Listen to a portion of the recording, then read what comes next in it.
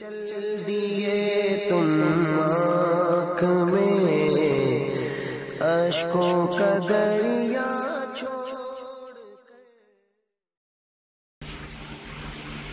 السلام علیکم ورحمۃ اللہ وبرکاتہ۔ الحمدللہ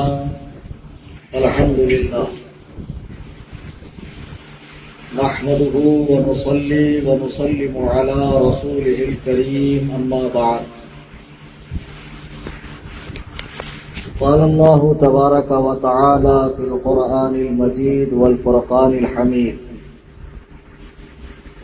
فأعوذ بالله من الشيطان الرجيم، بسم الله الرحمن الرحيم، ألا إن أولياء الله لا خوف عليهم ولا هم يحزنون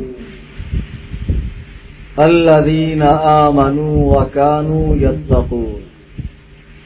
عن عبد الله بن عمرو بن العاص قال سمعت رسول الله صلى الله عليه وسلم يقول: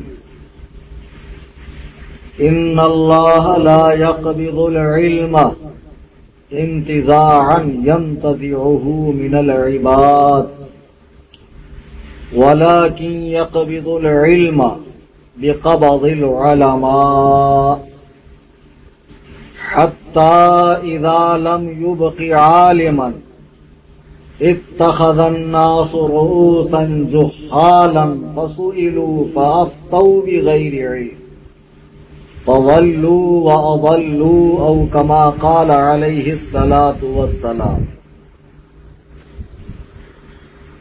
دوستان گرامی، رفیقان محترم، جملہ برادران اہل سنت و جماعت، آئیے ہم اور آپ غایت ادب و احترام سے مقصود کائنات، باعث تخلیق کائنات، جناب احمد مجتبی محمد مصطفیٰ صلی اللہ تبارک و تعالی علیہ وسلم کی بارگاہ میں ہدیہ درود و سلام پیش کرائیں۔ اللہم صلی علی سیدنا مولانا محمد معدن الجود والکرم، منبع العلم والحلم والحکم، وآلہ واصحابہ اجمعین، صلاۃ و سلام علیک یا رسول اللہ صلی اللہ تعالی علیہ وسلم۔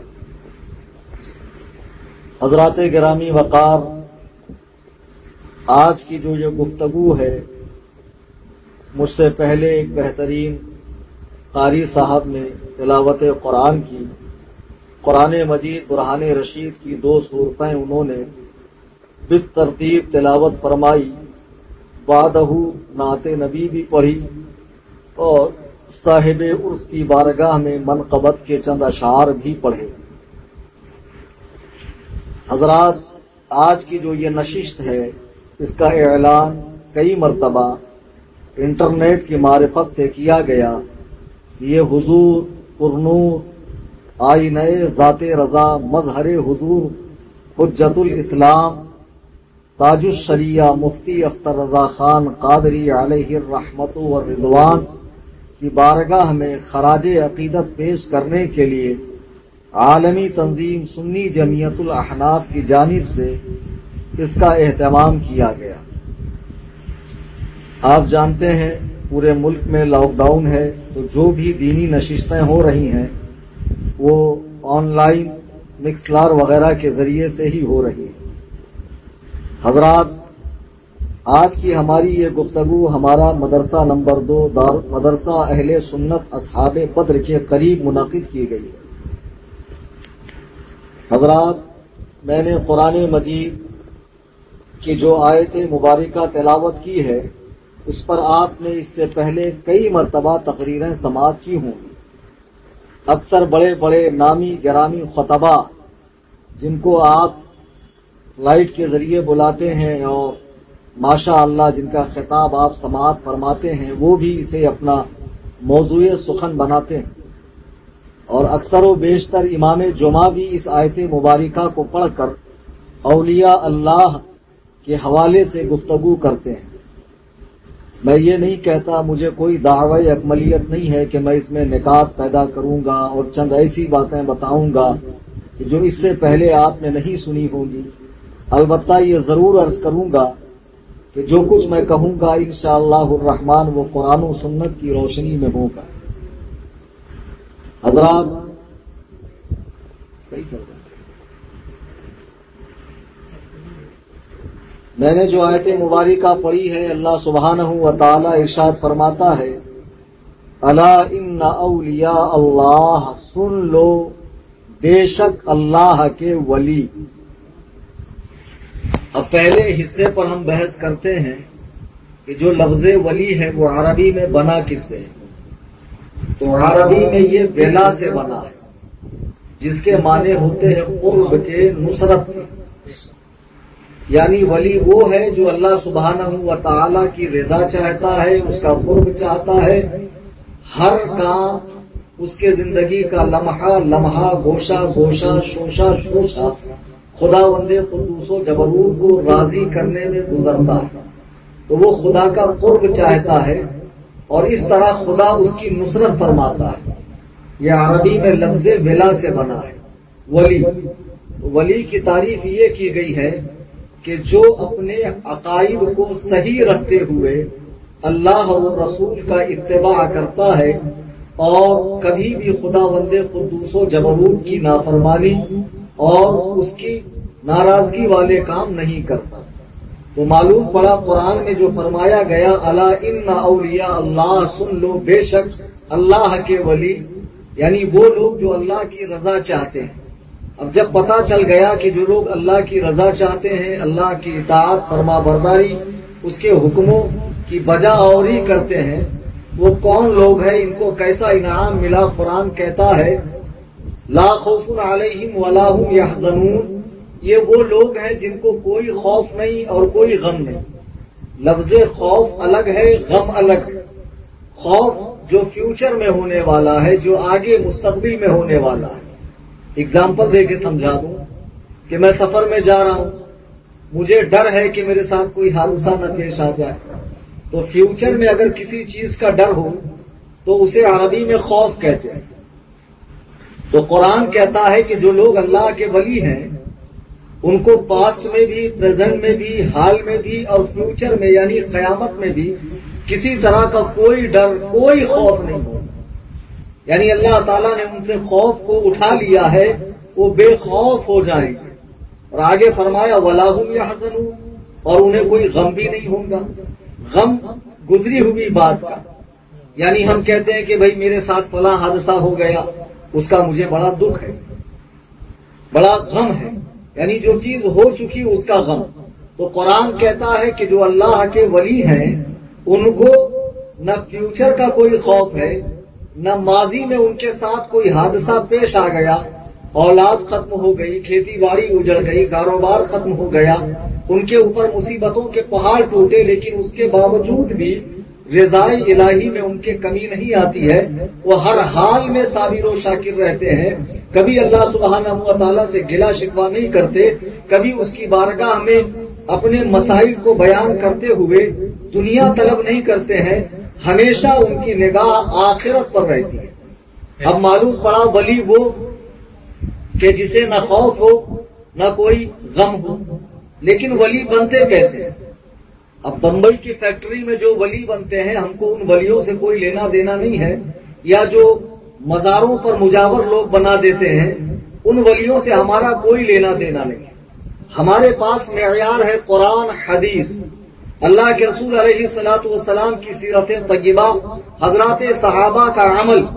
جو اس راستے پر کھرا اترے گا ہم اسے اللہ کا ولی مان لیں گے، جو اس راستے پر کھرا نہیں اترے گا پھر وہ چاہے کتنے ہی چمکیلے بھڑکیلے کپڑے پہنتا ہو، لاکھوں مریدین کے جھرمٹ میں چلتا ہو، اس کا کتنا ہی بڑا عمامہ جبہ قبہ ہو اور کیسا ہی فصیح و بلیغ بولنے والا ہو، ہمارے لیے یہ معنی نہیں رکھتا۔ آگے قرآن نے فرمایا الذین آمنوا وکانوا یتقون، وہ لوگ اللہ کے ولی ہیں جو ایمان رکھتے ہیں اور تقوی اختیار کرتے ہیں۔ اب دیکھو قرآن نے صاف صاف اس آیت مبارکہ کو، اکثر تو خطبہ پڑھ لیتے ہیں، مقررین پڑھ لیتے ہیں، پھر اس سے کرامات اولیاء بیان کرتے ہیں، لیکن ان کو چاہیے کہ مفسرین کے اقوال اور آراء کو بھی بیان کریں کہ انہوں نے اس آیت سے کیا مطلب سمجھا ہے۔ اللہ کا ولی وہ جسے نہ کوئی خوف ہو نہ کوئی غم ہو، لیکن ولی کون؟ الذین آمنوا، وہ لوگ جو ایمان لے کر آئے۔ کیسا ایمان؟ ایمان وہ والا جو صحابہ لے کر آئے، وہ ایمان جو لانے کے لیے اللہ نے حکم فرمایا ہے، وہ ایمان جو اللہ کے رسول علیہ الصلوۃ والسلام نے ارشاد فرمایا کہ اس طرز پر، اس نہج پر ایمان لے کر آؤ۔ وَكَانُوا يَتَّقُونَ، اور اللہ کے ولی پرہیزگار ہوتے ہیں۔ لیکن ہم تو دیکھتے ہیں کہ آج کل الٹی گنگا بہائی جا رہی ہے۔ نمازیں معاف کروانے والا ولی، جنت کی ٹکٹیں بانٹنے والا ولی، جاہلوں کی جیب پر نظریں رکھ کر اپنے لیے کوٹیاں کھڑی کرنے والا ولی، اپنے مریدین کے مال چھین کر اپنے ساتھ پشتوں کے کھانے کا انتظام کرنے والا ولی، مزاروں کی چادریں چرانے والا ولی، مزاروں پر عورتوں کا میلہ ٹھیلا لگانے والا، قوالی میں دھڑلے سے ناچنے والا ولی۔ بزرگوں، میرے دوستو، ہوش کے ناخن لو، کہاں جا رہے ہو، کیا کر رہے ہو؟ اگر قرآن کسی کو ولی ماننے سے انکار کرتا ہے، اللہ کے عزت و جلال کی قسم اسے پوری دنیا سر پر بٹھا لے، وہ اللہ کا ولی ہو ہی نہیں سکتا ہے۔ دیکھو، اولیاء کے سردار اور اس امت کے سب سے بڑے پیر سیدنا غوث اعظم دستگیر رضی اللہ تبارک و تعالی ارشاد فرماتے ہیں، اگر کسی کو ہوا میں اڑتا دیکھو، پانی پر چلتا دیکھو، اسے اللہ کا ولی نہ مانو جب تک اسے سرکار کی سنتوں کا پابند نہ دیکھو۔ افسوس، ہمارے بمبئی شہر میں، بڑے بڑے شہروں میں پیر صاحب گھر گھر گھس گھس کے مرید کرتے ہیں۔ ان کے ایجنٹ لوگ بھی ہوتے ہیں ماشاءاللہ، سلسلے میں داخل فرماتے ہیں۔ مرید کو کبھی نہیں کہیں گے بیاز مت کھا، سود مت کھا، شراب مت پی، نمازیں مت چھوڑ، یہ 4 چھلے والی انگوٹھی مت پہن۔ ان کو مریدوں کے عمل سے کوئی لینا دینا نہیں، بس نذرانہ دو، تمہاری جنت کنفرم ہو گئی۔ اور ماشاءاللہ ایسے ایسے لوگ ہیں کہ ان سانڈوں پر لٹانے والے، وہ سوچتے ہیں کہ پیر صاحب قیامت میں بغیر کسی حساب و کتاب کے جنت کا دروازہ توڑ کے ہم سب کو جنت میں لے کے جائیں گے۔ جنت پیر صاحب کے باپ کی نہیں ہے جو اتنی آسانی سے تم کو اور پیر صاحب کو مل جائے گی۔ پیر صاحب کی بھی ٹھکائی ہوگی اور تمہاری بھی ٹھکائی ہوگی، تب تمہارے ہوش کے ناخن لوں گے کہ یہ میں نے کیا کر دیا۔ بہرحال قرآن کریم کی آیت مبارکہ کی روشنی میں معلوم پڑا کہ اللہ کا ولی وہ ہے جو ایمان و تقوی اختیار کرتا ہے۔ آج کی نشست میں ہم جس ذات کے حوالے سے گفتگو کرنے کے لیے بیٹھے ہیں، اس ذات کو میں نے بھی، آپ میں سے بھی کئی لوگوں نے دیکھا ہوگا۔ ماضی قریب کا ان کا زمانہ ہے، اور خدا کی قسم عبداللہ ابن عباس کے قول کے مطابق ولی وہ ہے جس کو دیکھ کر خدا یاد ہے۔ اور اللہ کی عزت و جلال کی قسم تاج الشریعہ وہی ہستی ہے جس کو دیکھ کر خدا یاد ہے۔ اور آج جو ان کے مریدین ہیں، اور بحمداللہ دنیا میں سب سے بڑی تعداد میں انہی کے مرید ہیں، اور جتنے شریعت و سنت کے پابند ان کے مرید ہیں، دوسرے کسی پیر کے مرید آپ کو اتنے پابند نہیں ملیں گے۔ مساجد ان کے مریدوں نے آباد کی ہے، مدارس کا قیام ان کے مرید کرتے ہیں، صوم و صلاۃ کے پابند ان کے مرید ہے، وقت وقت پہ زکوٰۃ ان کے مریدین نکالتے ہیں۔ چونکہ پیر ہی ایسا باکمال تھا تو اس کا روحانی فیض اس کی ظاہری زندگی میں بھی جاری تھا، اور بعد وصال بھی اس کا فیض ہم غلاموں پر جاری ہے۔ عزیزان گرامی، جس ذات کی میں بات کر رہا ہوں وہ ذات ہے تاج الاسلام والمسلمین، آیات من آیات اللہ، حضور تاج الشریعہ حضرت علامہ الحاج حافظ و قاری الشاہ مفتی محمد اختر رضا خان قادری رضی اللہ تعالی 6 ذی القعدہ کو یعنی 28 جون کو ان کا عرس مبارک ہے، دوسرا عرس مبارک۔ اس موقع پر دنیا بھر میں جلسے ہوں گے اور حضرت کی ذات پر علماء کرام خطاب فرمائیں گے۔ بحمداللہ ہمارے پیر کی وہ ذات ہے کہ جو یگانہ روزگار ہے۔ سب سے پہلے حضرت کی ابتدائی زندگی کے حوالے سے میں بتا دوں کہ ہمارے پیر و مرشد حضور تاج الشریعہ رضی اللہ تعالیٰ جن کا عرس ہم آپ منا رہے ہیں آج، ان کی ولادت ایک ایسے علمی خاندان میں ہوئی ہے کہ جس نے 150 سال تک مسلمانان ہند و پاک بر صغیر کے مسلمانوں کی دینی رہبری فرمائی۔ جی، یعنی بریلی شریف میں آپ کی ولادت باسعادت 24 ذیقعدہ ہجری 1362 23 نومبر 1943 کو بروز منگل محلہ سوداگران میں. آپ جب پیدا ہوئے تو آپ کا نام مبارک محمد اسماعیل رضا رکھا گیا. عرفیت اختر رضا ہوئی اور تخلص جو آپ نعتیہ کلام میں شعر و شاعری میں استعمال فرماتے تھے وہ اختر تھا. اور دنیا میں آپ کو جن القاب سے یاد کیا وہ قاضی القضات فی الہند، تاج الشریعہ، تاج الاسلام، آبروئے اہل سنت، جانشین حضور مفتی اعظم عالم وغیرہ وغیرہ القاب سے یاد فرمایا. حضور تاج الشریعہ کی خصوصیات میں سے ایک خصوصیت یہ بھی ہے کہ آپ نجیب الطرفین رضوی ہیں، یعنی ماں کی طرف سے بھی اعلیٰ حضرت کی اولاد ہیں اور باپ کی طرف سے بھی اعلیٰ حضرت کی اولاد ہیں. آپ کے والد محترم حضور مفسر اعظم ہند مولانا ابراہیم رضا خان رحمت اللہ علیہ اور آپ کے دادا حجت الاسلام سرکار حامد رضا خان علیہ الرحمت والرضوان اور ان کے والد ہیں اعلیٰ حضرت امام اہل سنت مجدد اعظم دین و ملت سیدی سرکار امام احمد رضا خان فاضل بریلوی رضی اللہ تعالی. اور آپ کی جو والدہ ہیں وہ اعلیٰ حضرت کے چھوٹے صاحبزادے حضور مفتی اعظم ہند رضی اللہ تعالیٰ کی صاحبزادی ہیں، یعنی اعلیٰ حضرت کے چھوٹے بیٹے حضور مفتی اعظم آپ کے نانا ہیں اور بڑے بیٹے حضور حجت الاسلام آپ کے دادا ہیں. اس طرح اعلیٰ حضرت کا خون مبارک ماں کے ذریعے اور والد کے ذریعے آپ کو حاصل ہوا اور یہی وجہ ہے کہ دنیا نے آپ کو حق گوئی میں اعلیٰ حضرت کا پرتو اور اعلیٰ حضرت کا نائب پایا. جب آپ کی عمر مبارک 4 سال 4 ماہ 4 دن کی ہوئی تو خاندانی طریقے کے مطابق آپ کی رسم بسم اللہ خوانی ہوئی اور والد گرامی نے ابتدائی کتابیں پڑھائی. پھر آپ نے اعلیٰ حضرت کی یادگار منظر اسلام میں داخلہ لیا اور وہاں تعلیم حاصل کی. وہاں سے آپ نے عالمیت فضیلت وغیرہ مکمل کی. پھر 1963 کو آپ دنیا اسلام کی عظیم الشان یونیورسٹی جامع ازہر تشریف لے گئے. وہاں 3 سال تک آپ نے تعلیم حاصل فرمائی حدیث کی اور فقہ کی. جو وہاں عربی شیوخ تھے جو دنیا کے مشہور اساتذہ ہیں ان کے پاس آپ نے حدیث و فقہ کی اعلیٰ تعلیم حاصل فرمائی اور 1966 کو آپ ہندوستان تشریف لائے. جب آپ تشریف لائے تو 1967 میں آپ کو منظر اسلام میں تدریسی خدمت کے لیے مقرر کیا گیا. تو 1967 سے آپ نے وہاں پڑھانا شروع کیا اور 12 سال تک آپ نے درس و تدریس کی خدمت کو انجام دیا. لیکن جب تبلیغی اسفار بڑے چاہنے ماننے والوں کا حلقہ بڑھنے لگا اور دورے ہونے لگے تبلیغی تو پھر اس ذمہ داری کو نبھا پانا آپ کے لیے مشکل ہوا. تو آپ نے اس ذمہ داری سے علیحدگی اختیار فرمائی اور پھر پوری دنیا کا دورہ شروع کر کے لوگوں کو حلقہ بگوش ارادت کرنا شروع کیا، داخل سلسلہ کرنا شروع کیا.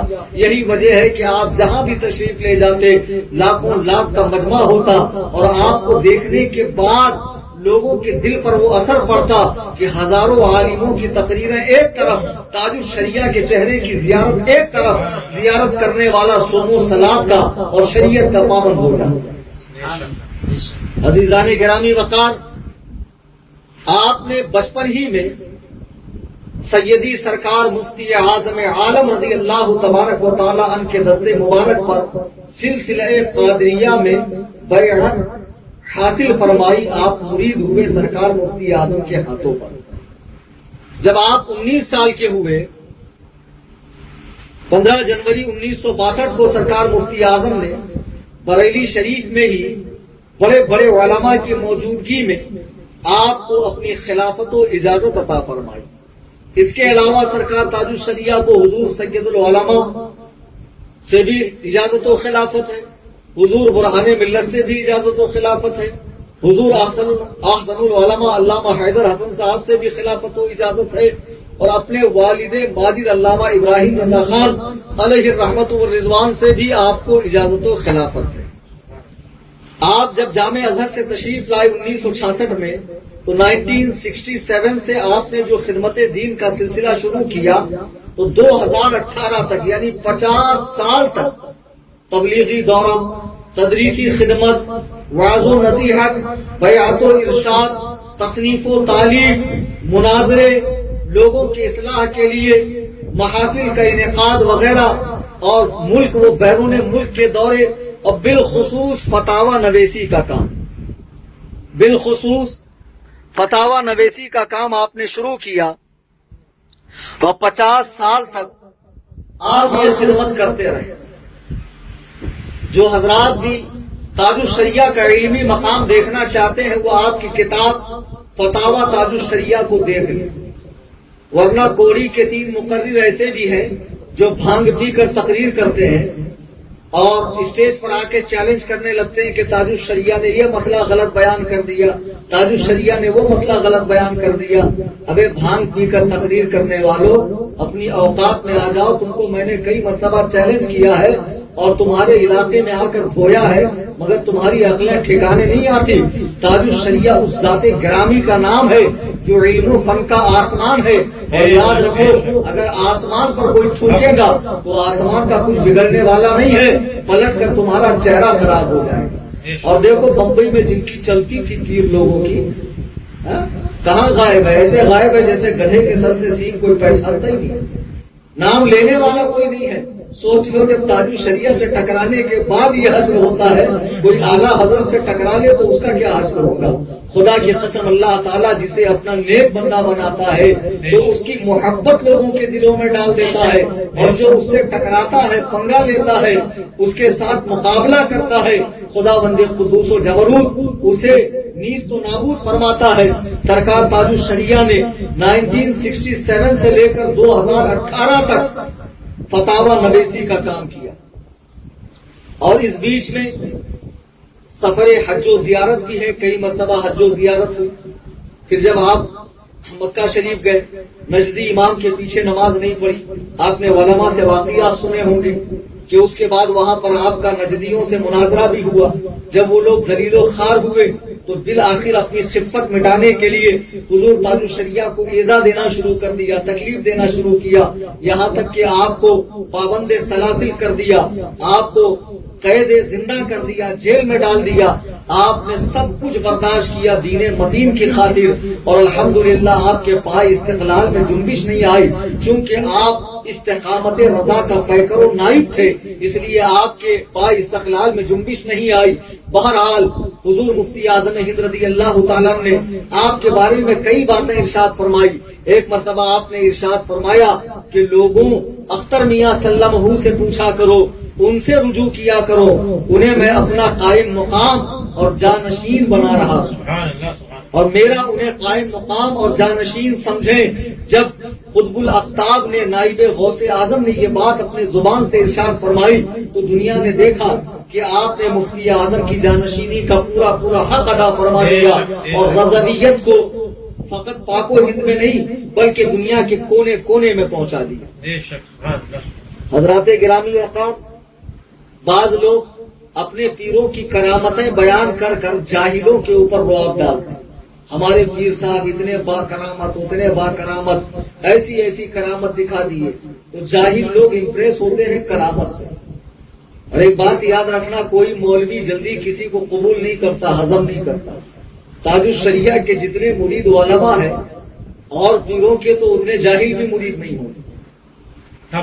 جی، تاج الشریعہ رضی اللہ تعالیٰ کے دامن سے وقت کے جید علماء وابستہ تھے۔ کیوں؟ ایسی کیا بات تھی؟ پیر تو بہت کچھ تو ہے۔ تاج الشریعہ میں جو خاصیت تھی، لوگ اپنے پیروں کی کرامتیں بیان کرتے ہیں ان سے پاک کے موقع پر، اور مجھے بھی لوگ پوچھتے ہیں آپ اپنے پیر کی کرامت بتائیے، تو خدا کی قسم میں اپنے پیر کی ایک ہی کرامت جانتا ہوں، وہ ہے شریعت پر استقامت۔ جب اس دور میں بڑے بڑوں کے قلم بک گئے اور بڑے بڑے علماء حالات حاضرہ کو دیکھتے ہوئے فتووں میں نرمی کرنے لگے، آج مجھے بتاؤ 99% علماء ایسے ہیں جنہوں نے تصویر یا ویڈیو کی اجازت دے دی ہے دینی کاموں کے، دی ہے کہ نہیں دی؟ اور اس پر آنے سے زیادہ کام وہ زیادہ پاپولر ہو رہے ہیں. اور آج کل کی پبلک کی تھنکنگ بھی یہی ہے، سوچ بھی یہی ہے، جو یوٹیوب پہ آتا ہے وہ بڑا مولانا، جو دکھتا ہے سامنے وہ بڑا مولانا. اللہ کے بندو ایسا نہیں ہے. بہرحال لیکن تاج الشریعہ کی وہ ذات گرامی ہے کہ آپ نے اخیر وقت تک فرمایا کہ اللہ کے حبیب نے تصویر کو حرام فرمایا ہے تو میری کوئی مجال نہیں کہ میں تصویر کو جائز کروں. تصویر حرام ہے، اس کی ہر حادث صورت، ہر نئی صورت حرام ہے اور قیامت تک حرام رہے گی. آپ نے کبھی ویڈیو نہیں بنوائی، کبھی تصویر نہیں کھنچائی، کبھی آپ نے اس کی اجازت نہیں دی. جو لوگ کہتے ہیں ٹی وی سے اور ویڈیو سے اور تصویر کھینچنے سے دین کا کام ہوگا، احمدو دیکھو تاج الشریعہ نے کبھی تصویر نہیں کھنچوائی، لیکن آج بھی دنیا میں ان سے زیادہ مرید کسی کے نہیں. تم جن چیزوں کو تبلیغ دین کا ذریعہ سمجھتے ہو یہ تمہاری حماقت ہے، یہ تمہاری عقلوں کا فضول اور قصور ہے کہ تم نے اس کو دین کا جزوی لا ینفع سمجھا ہے. اور تاج الشریعہ نے قرآن و سنت کی پابندی کی ہے. بہت سے لوگ کہتے تھے حضرت نرمی کیجئے، فتاووں میں نرمی کیجئے، حالات کو دیکھتے ہوئے اجازت دے دیجئے، لیکن رضا کے اس شعر نے کبھی بھی شریعت کے معاملے میں حالات حاضرہ سے سمجھوتا نہیں کیا. جو قال اللہ اور قال الرسول تھا، اللہ و رسول کا فرمان تھا، اسی کے مطابق آپ نے فتاوے صادر فرمائے ہیں. اس سے بڑی کرامت کیا ہو سکتی ہے؟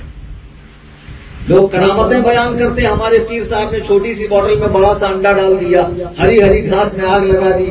ہمارے پیر صاحب ایک ہی بیٹھک میں 20 کلو گانجا پی گئے. اتنے بڑے با کرامت پیر ہمارے. ایسے پیر تمہیں کو مبارک ہو، گنجیڑی، نشیڑی، چرسی، بٹن کھانے والے. ہمارا تو پیر وہ ہے کہ جس کا ایک ایک عمل قرآن و سنت کے مطابق تھا. میں آپ کو واللہ باللہ تاللہ کہتا ہوں کہ یہ واقعہ میرے سامنے کا ہے. لوگ کہتے ہیں کہ حضور تاج الشریعہ کی ظاہری بینائی کم ہو گئی تھی. اب احمدو جس کو اللہ تعالی نور باطن سے نوازتا ہے، فراست ایمانی سے نوازتا ہے، ایمانی فراست سے نوازتا ہے، وہ ایسا دیکھتا ہے کہ اس کے مقابلے میں کوئی دیکھ ہی نہیں سکتا. میں اپنے ایک عزیز کے ساتھ حضور تاج الشریعہ کی بارگاہ میں گیا. یہ بات ہے 25 جنوری 2017 کی. تاج الشریعہ رضی اللہ تعالیٰ نے مجھے خلافت عطا فرمائی ہے 15 جنوری 2017 کو، اور میں مرید ہوا حضرت سے اس کے 10 دن کے بعد 25 جنوری 2017. تو میرے ساتھ میرے ایک عزیز بھی گئے. ان کا بہت چھوٹا بچہ تھا. انہوں نے کہا حضرت آپ کے ساتھ مجھے موقع مل جائے گا قدم بوسی کا، ورنہ تو پھر ماشاءاللہ چائے سے زیادہ کیتلی گرم والا معاملہ تو ہر جگہ رہتا ہے، تو آپ چلیں میں آپ کے ساتھ چلتا ہوں. میں ان کو لے کر گیا تو میں بھی داخل سلسلہ ہوا، وہ بھی ہوئے، ان کے ساتھ ان کا بچہ بھی تھا. تو جب حضرت توبہ کرانے لگے تو ایک صاحب وہاں کھڑے تھے، بولے توبہ کرو توبہ کرو. تو حضور تاج الشریعہ نے سختی سے ڈانٹا کہ بچہ نابالغ ہے، تم اس سے کس بنا پر توبہ کرا رہے ہو؟ اس سے کون سا گناہ ہو گیا جو تم نے دیکھا اور اس سے توبہ کروا رہے ہو؟ اللہ اکبر کبیرہ. اتنی عمیق نظر، اتنی باریک نظر، شریعت کے مسائل پر اتنی نظر شاید ہی کسی کی. ایک مرتبہ ایک صاحب کہنے لگے یہ وہابی سالے بہت پریشان کرتے ہیں، وہابی سالے. حضور تاج الشریعہ نے سختی سے ڈانٹ لگائی کہ معاذ اللہ تم بد مذہبوں کو رشتہ دار بنا رہے ہو، وہابی کو سالہ کہہ رہے ہو، معاذ اللہ توبہ کرو. اللہ اکبر کبیرہ، اللہ اکبر کبیرہ. آپ غور کریں کہ جس کی بول چال میں، نشست و برخاست میں، اٹھنے بیٹھنے میں، چلنے پھرنے میں، سونے جاگنے میں، ہر عمل میں مصطفیٰ کریم صلی اللہ علیہ وسلم کی سنتوں کا اتباع ہوتا ہو، ایسا پیر اگر اللہ کا ولی نہیں ہوگا تو کیا گانجا پینے والا اللہ کا ولی ہوگا؟ کیا عورتوں کے ساتھ دھڑلے سے قوالی کرنے والا اللہ کا ولی ہوگا؟ سنیوں گمراہ مت ہو. ولی کی پہچان جو قرآن نے بتائی ہے اسی پہچان کے مطابق دیکھو اللہ کا ولی کون ہے. اللہ کی قسم ہم بڑے خوش قسمت ہے جو ہم نے سیدی سرکار تاج الشریعہ کا زمانہ پایا، ان کی صحبت اختیار کی، ان کے مقدس ہاتھوں پر بیعت ہوئے، ان کے ہاتھوں پر بک گئے، ان کے چہرے انور کی زیارت کی، ان کے ملفوظات کریمہ سے محظوظ ہوئے، ان کی محفل میں بیٹھ کے ان کے اقوال کریمہ کو سماعت کیا. اور بحمدللہ یہ خدمت ہم کر رہے ہیں کہ انہی کی باتوں کو آگے بڑھا رہے ہیں. دیکھو تاج الشریعہ سے جلنے والے بہت ہیں، جلنے کی کئی وجہ ہیں کہ خان ہو کر اتنا آگے بڑھ گئے، ہم لوگ سید ہو کر پیچھے رہ گئے. بتاؤ آج دنیا میں ان کے کروڑوں مرید ہو گئے. ہم بھی تو مولانا ہے, ہمارے چاہنے والے کوئی نہیں ہے. جلنے سے کچھ نہیں ہوتا, حسد کرنے سے کچھ نہیں ہوتا ہے. آپ دین خدا کا اتباع کیجئے, اللہ رسول کے ارشادات پہ عمل کیجئے, تو خود بخود آپ کی شہرت ہوگی. وہ شیخ سعدی نے کہا نا کہ عطر خود بولتا ہے, عطار کے بولنے سے کچھ نہیں ہوتا ہے. اگر عطر فروش یہ کہے کہ میرا عطر اچھا ہے تو کیا فائدہ ہے, عطر کی خوشبو بتاتی ہے یہ اچھا ہے یا نہیں. حضرات گرامی وقار, سیدی تاج الشریعہ رضی اللہ تعالیٰ کی مبارک حیات کا لمحہ لمحہ دنیا نے دیکھا کہ شریعت مصطفیٰ کے مطابق وہ موافق تھا. ان کا کوئی کام خلاف شرع کوئی ثابت نہیں کر سکا. جلنے والے جلتے رہے, ایٹھنے والے ایٹھتے رہے, یوں ہی پڑے رہیں گے, سڑتے رہیں گے, نیز تو نابود ہوں گے, اور خدا بندے قدوس جبروت ان کا چرچا عام کرتا رہے گا. علم و فن کا یہ کوہ ہمالا, عمل کا یہ پہاڑ یعنی پیر و مرشد سیدی تاج الشریعہ, جس نے زندگی کا لمحہ لمحہ خدمت دین میں گزارا. آخر میں 2018 20 جولائی جمعۃ المبارک کا دن ہے, اور اتفاق دیکھیے کہ اس دن میں نے جمعہ کے بعد میرے ایک عزیز ہیں جو حضور تاج الشریعہ رضی اللہ تعالیٰ کی خدمت میں اکثر حاضر ہوتے ہیں, ان سے میں نے پوچھا حضرت کی طبیعت کیسی؟ بولے اب تو بہت اچھی ہے ماشاءاللہ. اسی دن کی بات ہے تو بہت خوشی محسوس ہوئی. میں نے کہا چلو اچھا ہے, چونکہ ہم لوگ خبر لیتے رہتے تھے ہر ایک دن میں 2 دن میں. تو انہوں نے کہا بہت اچھی طبیعت ہے, بلکہ حضرت نے ماشاءاللہ آواز بھی صاف ہو گئی ہے, بات بھی کر رہے ہیں وغیرہ وغیرہ. اب اسی دن شام میں جمعہ کا دن ہے, 20 جولائی ہے سن 2018, آج سے 2 سال پہلے, یعنی 6 ذی قعدہ ہجری 1439 کا دن ہے, اور جمعۃ المبارکہ کا دن ہے. مغرب کی نماز کا وقت قریب ہے.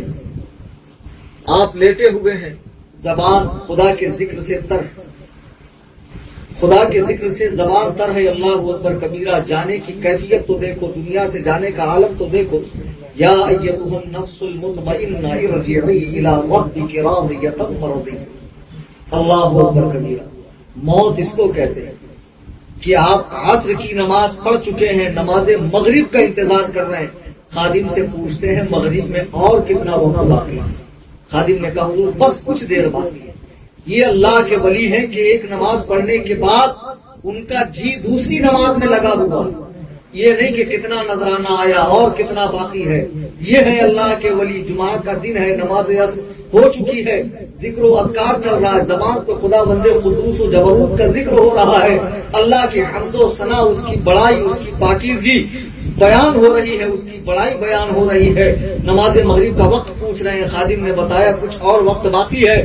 مزید آپ نے ذکر کرنا شروع کیا, اور دیکھا خدام نے دیکھا کہ ذکر کرتے کرتے آپ کی روح مبارک قفس عنقودی سے پرواز کر گئی, آپ کے جسم اطہر سے نکلی, اور ہمیشہ ہمیش کے لیے اپنے مالک حقیقی سے جا ملی. اور یہ کہتے ہوئے آپ دنیائے آب و گل سے رخصت ہوئے. اختر قادری خلد میں چل دیا, خلد واہ ہے ہر ایک قادری کے لیے. حضرات گرامی وقار, آپ کے وصال کی خبر ملتے ہی پوری دنیا میں کوہرام مچ گئی. ہزاروں لاکھوں کروڑوں شاخ رونے لگے کہ اللہ اکبر, ہمارے سر سے سایہ اٹھ گیا.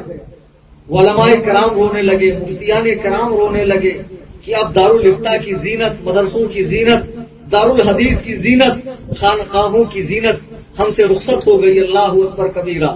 جیسے تیسے جو چاہا تھا وہیں سے بریلی شریف کے لیے نکل گیا. دنیا نے دیکھا کہ ان کا جو جنازہ ہوا ہے وہ تاریخی جنازہ تھا.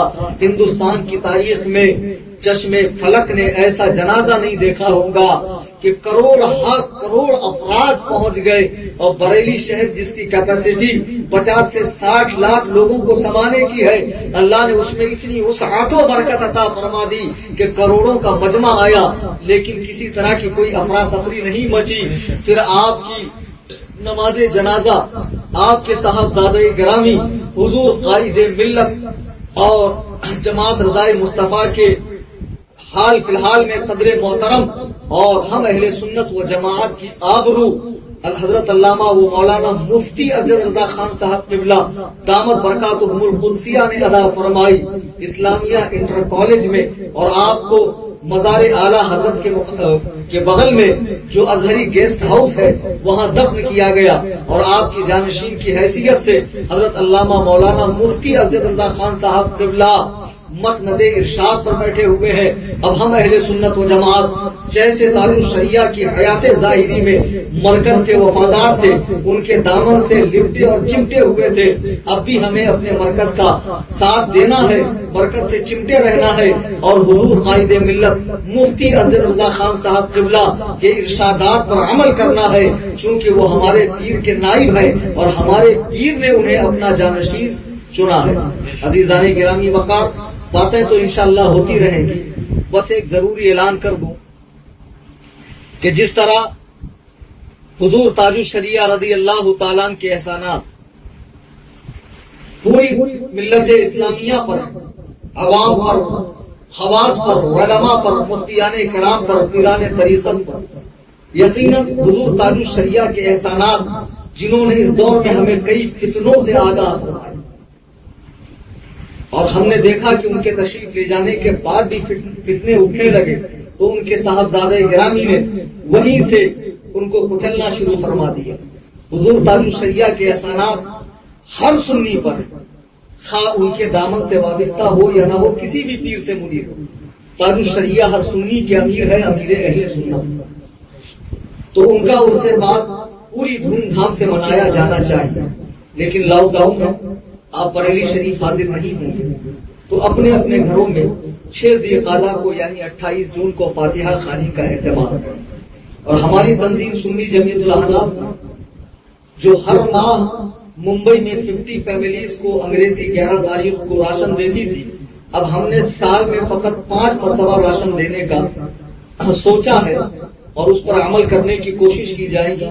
ایک عرص دار الشریعہ کے موقع پر، ایک عرص اعلیٰ حضرت کے موقع پر، ایک 12ویں شریف میں، ایک 11ویں شریف میں، ایک 2 شعبان کو سیدنا امام اعظم ابو حنیفہ رضی اللہ تعالیٰ کے عرص وفات کے موقع، سال میں فقط 5 مرتبہ۔ تو پہلا موقع 28 جون کو آ رہا ہے، سرکار تاج الشریعہ کی روح پاک کو اصال ثواب کے لیے ممبئی میں 60 فیملیز کو 6 ذی القعدہ کی نسبت سے 2500 روپے کا ایک کٹ ہوگا جو ایک فیملی کو دیا جائے گا۔ اعلیٰ حضرت کی نسبت سے آپ حضرات سے گزارش ہے کہ آپ حضرات اس کار خیر میں تعاون کریں، اپنے مرشد کریم کی بارگاہ میں خراج عقیدت پیش کریں۔ یاد رکھیں کہ تاج الشریعہ آج بھی اپنی قبر انور سے ہمیں ملاحظہ فرما رہے ہیں، اور جہاں چاہیں آپ روحانی طور پر تشریف لے جا سکتے ہیں۔ کیا کرم ہوگا کہ ہم اپنے مرشد کی بارگاہ میں خراج عقیدت پیش کریں اور وہ خوش ہو کر ہماری بخشش کا پروانہ عطا فرما دیں۔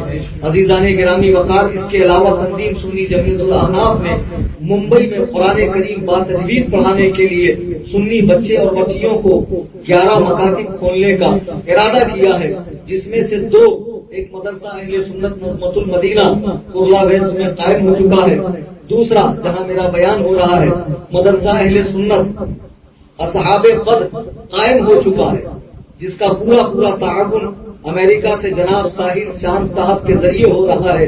اللہ تعالیٰ ان کو دارین کی برکتوں سے مالا مال فرمائے۔ آپ تنظیم کا بھرپور تعاون کیجیے تاکہ مزید 9 مکاتب ممبئی کے مختلف محلوں میں قائم ہو جائیں، جہاں محلے کے بچے قرآن کریم کو با تجوید پڑھیں، اور اس طرح سے دین و سنیت کا کام چلتا رہے۔ اور جو لنگر تاج الشریعہ کا اہتمام کیا جا رہا ہے تنظیم سنی جمعیت الاحناف کی جانب سے، آپ بھی اس میں بڑھ چڑھ کر جتنی حیثیت ہو حصہ لیں۔ اس کے لیے میرے نمبر پر رابطہ کریں 9820672770، اور مولا تبارک و تعالی آپ سب کو شاد و آباد رکھے۔ آئیے دعا کرتے ہیں، اللہم صلی علی سیدنا مولانا محمد طب القلوب و دوائها وعافیت الابدان و شفائها و نور الابصار و ضیائها والہ و صحبہ دائما ابدا ابدا۔ یا اللہ، یا رحمان، یا رحیم، یا کریم، تیرے یہ ناچیز بندوں نے جو اس محفل پاک کا انعقاد کیا ہے، مولا اس کے اندر کوئی کمی خامی رہ گئی ہو، اپنے رحم و کرم سے اسے معاف فرما دے۔ مولا تبارک و تعالیٰ جو قرآن کریم کی تلاوت ہوئی، نعت و منقبت پڑھی گئی، بیان ہوا، درود شریف پڑھا گیا، مولا تعالیٰ اس کا جو ثواب تو اپنے رحمت کاملہ واسعہ سے ہمیں عطا کرے گا، ہماری جانب سے ہمارے آقا و مولا جناب محمد رسول اللہ صلی اللہ علیہ وسلم کی بارگاہ پاک میں نظر قبول فرما۔ ان کے صدقہ و طفیل سے جملہ انبیاء علیہ السلام، جملہ صحابہ کرام، جملہ صحابیات، ازواج مطہرات، جملہ شہداء اسلام کی بارگاہ میں نظر ہے مولا قبول فرما۔ مولا تبارک و تعالی جملہ ائمہ مجتہدین بالخصوص سیدنا امام اعظم ابو حنیفہ رضی اللہ تعالیٰ کی بارگاہ میں نظر قبول فرما۔ جملہ شرق سے غرب تک، شمال سے جنوب تک، جہاں کہیں تیرے نیک بندے آرام فرما رہے ہوں ان کی بارگاہوں میں نظر قبول فرما۔ بالخصوص سیدنا غوث اعظم سیدنا حضرت خواجہ معین الدین چشتی رضی اللہ تعالیٰ، سیدنا حضرت مخدوم ماہمی، سیدنا حضرت حاجی علی اعلیٰ حضرت امام اہل سنت حضور حجت الاسلام حضور مفتی اعظم، بالخصوص ہمارے آقا و مولا پیر و مرشد حضور سیدی تاج الشریعہ رضی اللہ تعالیٰ کی روح پاک کو اس کا ثواب نظر حقوق فرما۔ مولا تعالیٰ حضرت کے فیوز و برکات سے ہم سب کو مالا مال فرما۔ مولا تعالیٰ جناب ہاشم بھائی کے والدین اماں اور ابا کی بے حساب مغفرت فرما، اور جتنے لوگ یہاں بیٹھے ہوئے ہیں اس وقت اور جو پوری دنیا میں آن لائن سن رہے ہیں یا بعد میں سنیں گے، ان کی جملہ حاجات کو پوری فرما۔ مولا کورونا وائرس کا خاتمہ فرما۔ مولا تبارک و تعالی مساجد کو دوبارہ آباد کرنے کی توفیق رفیق عطا فرما۔ یا اللہ جتنے مسلمانوں کے دشمن ہیں انہیں نیست و نابود فرما۔ یا اللہ ہم سب کو مذہب مہذب اہل سنت و جماعت یعنی مسلک اعلیٰ حضرت کا سخت پابند بنا۔ ہمارے مولانا توکل حسین شریفی صاحب کو صحت و شفا عطا فرما، اور جتنے بھی علماء اہل سنت ہیں، پیران طریقت ہیں، خدام اہل سنت ہیں، ان کے بازوؤں میں طاقت عطا فرما۔ تجھے فضل کرتے نہیں لگتی بار، نہ ہو تجھ سے مایوس امیدوار۔ اے خالق ہر بلند و پستی، شش چیزیں عطا بکن زہستی، علم و عمل و فراغ دستی، ایمان و امان و تندرستی، خدایا وحق کے بنی فاطمہ کے برقول ایما کنم خاتمہ۔ اگر دعوت امرت کنی بر قبول، منو دست دامان آل رسول۔ ان اللہ و ملائکتہ یصلون علی النبی یا ایھا